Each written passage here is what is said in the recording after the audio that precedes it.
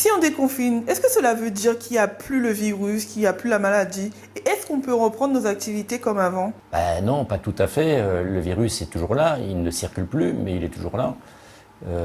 Des personnes sont porteuses du virus sans le savoir, et donc au déconfinement, ils pourront transmettre de nouveau la maladie.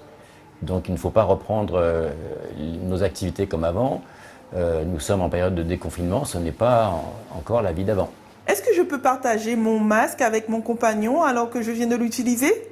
Certes, on partage tout dans un couple, mais c'est mieux d'en avoir un chacun. Mon mari a été malade à la maison pendant le confinement. Qu'est-ce que je dois faire au déconfinement? En pratique, vous êtes ce qu'on appelle un sujet contact.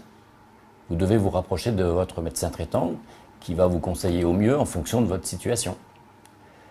Et ensuite, il faudra bien respecter les gestes barrières et la distanciation d'au moins 1 mètre et surveiller votre état de santé. Au moindre doute, fièvre, toux, il faudra retourner vers votre médecin traitant pour analyser la situation.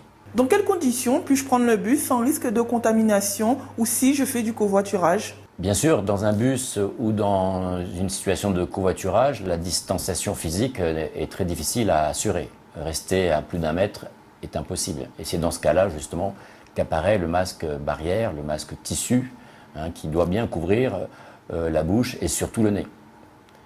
Et bien sûr, si on partage une conversation, il ne faut surtout pas baisser le masque quand on se parle.